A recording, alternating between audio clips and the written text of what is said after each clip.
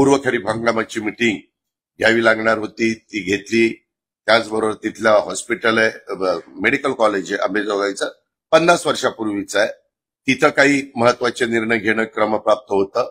तसंच डीपीसीची आढावा बैठक घेऊन तिथली कामं सुरू करायची होती आणि इतर डेव्हलपमेंट काही त्याच्याबद्दलची चर्चा करून पुढे आम्हाला पावलं उचलायची होती. अशा प्रकारचा तो कार्यक्रम होता. दिवसभर तो कार्यक्रम चालला. रात्री आम्ही उशिरा, माझ्यावर सतीश चव्हाण होते, विक्रम काळे होते, येताना पंकजाताई मुंडे देखील माझ्याबरोबर त्या ठिकाणी आल्या. असं आम्ही अनेक जण तिथून परत आलो. पण मी काल तिथं असतानाच एक बातमी आली. आपले आमदार नांदेडचे प्रतापराव चिखलीकर यांनी काहींना प्रवेश दिला. अनेक ठिकाणी प्रवेश चाललेले. आता देखील मला काही माझे मालेगावचे वडीलधारी मान्यवर भेटले आणि ते म्हणले की अजित, इतके दिवस आमचा कुठला राजकीय पक्षाशी संबंध नव्हता, आता आम्हाला असं वाटतं की तुझ्याबरोबर काम करावं आणि तू सगळ्यांना घेऊन जातोय, सेक्युलर तुझी विचारधारा आहे आणि त्या पद्धतीनं आम्हाला तुझ्याबरोबर काम करायचंय. मी काय त्यांच्याशी बोलायचं ते मी शिवाजीरावांना सांगितलेलं आहे. मी त्यांच्याशी बोलीनच, कारण शेवटी चर्चा करून मार्ग काढावा लागतो. पण माझी सर्व कार्यकर्त्यांना, शिवाजीराव गर्जे तुम्ही असाल, अमोल मिटकरी असतील, त्याच्यामध्ये सूरज चव्हाण असेल, लतीफ तांबोळी असतील, आमचा आनंद परांजपे असेल, जे कोणी इथल्या ऑफिसचं सांगणार आहे की काल अशा एका व्यक्तीला प्रवेश दिला गेला की तो प्रवेश देण्याच्या योग्यतेचा नव्हता. लगेचच पेपरला म्हणजे मीडियामध्ये सुरू झालं की अशा व्यक्तीला राष्ट्रवादी काँग्रेसमध्ये प्रवेश दिला, अमुक झालं, तमुक झालं, फलानं झालं. मला पत्रकारांनी प्रश्न तिथं विचारलं, मी सांगितलं आपण म्हणतायत त्याच्यामध्ये तथ्य असेल तर ताबडतोब त्याला पक्षातनं आम्ही त्याची हकालपट्टी करू. त्याला पक्षात प्रवेश दिलेला असला तरी तो प्रवेश आम्ही नाकारू, कारण शेवटी मी पक्षाचा अध्यक्ष आहे, मला पूर्णपणे अधिकार आहे. मी काम करत असताना ज्याच्यातनं पक्षाची प्रतिमा खराब होईल, ज्याच्यातून बदनामी आपली पक्षाची होईल, ज्याच्यातून जनमानसाची आपल्या पक्षाकडे बघण्याचा जो दृष्टिकोन आहे तो त्या ठिकाणी अडचणीमध्ये येईल, असं कुठलंही काम आपल्याला करायचं नाही. वेळ पडली तर 2 कार्यकर्ते कमी असले तरी चालतील, पण ते जीवाभावाचे, कुठल्याही बाबतीमध्ये त्यांची प्रतिमा जनमानसामध्ये स्वच्छ असली पाहिजे. उद्याच्याला कुठलीही भगिनी किंवा कुठली आमची महिला माता काम घेऊन आल्यानंतर आपण आपल्या भावासमान व्यक्तीकडे काम घेऊन चाललोय किंवा वडील समान व्यक्तीकडे काम घेऊन चाललोय किंवा मुलाच्या समान व्यक्तीकडे काम घेऊन चाललोय, अशा प्रकारची भावना तिच्या मनामध्ये असली पाहिजे. या पद्धतीनंच पक्ष चालेल. मी आल्यावर आज आता म्हणजे भेट झाली तर मी विचारणार आहे, आपण घाई गडबडीमध्ये कधी कधी नीटपणे माहिती न घेता आत्ताचा पक्षप्रवेश हा मोहम्मद बदरुजुमा अध्यक्ष आणि अमोल मिटकरींनी केलेला आहे.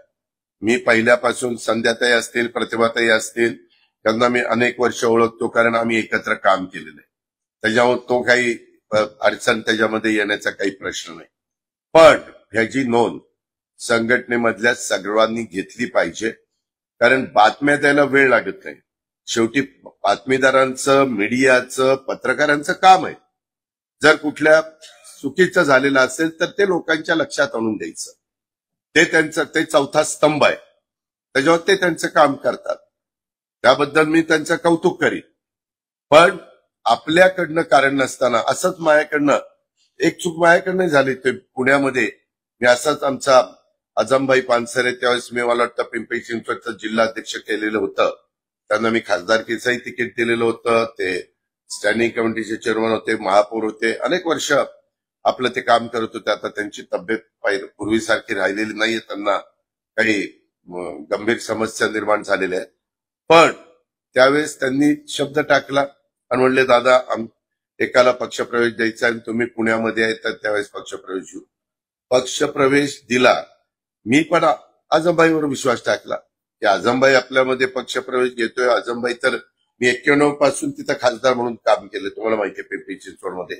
आणि पिंपरी चिंचवडमध्ये या सगळ्या कार्यकर्त्यांना, अक्षरशः साध्या साध्या कार्यकर्त्यांना मी कुठं आमदार केलं, कुणाला मंत्री केलं, कुणाला आता विधानसभेचं उपाध्यक्ष केलं. अशा अनेकांना संधी आपण तिथं दिलेली आहे. तो भाग आला इथं.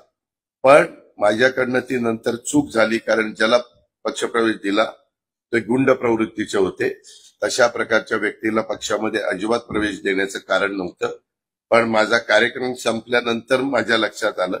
मी ताबडतोब नंतर सांगून टाकलं की हा पक्षप्रवेश माझ्याकडनं चुकीचा झाला गेलेला आहे. मला पूर्ण ह्याची शहानिशा नव्हती. नंतरच्या काळामध्ये तर आपण 15 वर्ष सरकारमध्ये होतो. म्हणजे साधारण बघा 99 ते 2014 त्यावेळेस बऱ्याचदा आर पाटलांच्याकडे गृह मंत्रालय असायचं. एकदा 2.5 वर्ष का 3 वर्ष आमच्या भुजबळ साहेबांच्याकडे होतं. 10-12 वर्ष कडे होतं आणि 1 वर्ष जयंत पाटलांकडे होतं. अशा पद्धतीनं मला वाटतं 2008 ते 9 पाटलांना तिथं राजीनामा द्यायला सांगितलेलं होतं तेव्हा. पण आम्ही नंतरच्या काळामध्ये पक्षप्रवेश देत असताना थोडंसं डिपार्टमेंटला पण विचारायचो व ह्याचं रेकॉर्ड कसं आहे. प्रत्येकाची फाईल असते. अजित पवारची फाईल आहे, इथं लतीफची फाईल आहे पोलिसांच्याकडं, शिवाजीराव गर्जेची आहे. जर त्यांचं रेकॉर्ड चांगलं असेल तर ते सांगतात नाही यांच्यावर काहींच्यावर राजकीय गुन्हे असतात. तुम्ही ज्यावेळेस काम करत असता त्यावेळेस कोण शेतकऱ्यांच्यावर अन्याय झाला तर आंदोलन करतं, त्यावेळेस गुन्हा होतो. कधी कुठं काय आणखीन मुलांच्यावर मुलींच्यावर पक्ष प्रवेशाच्या वेळेस परीक्षा प्रवेशाच्या वेळेस अशा वेगवेगळ्या प्रकारच्या गोष्टी तिथं असतात. तिथं कुठं एखादं काम होत असताना जनतेचा विरोध आहे म्हणून पण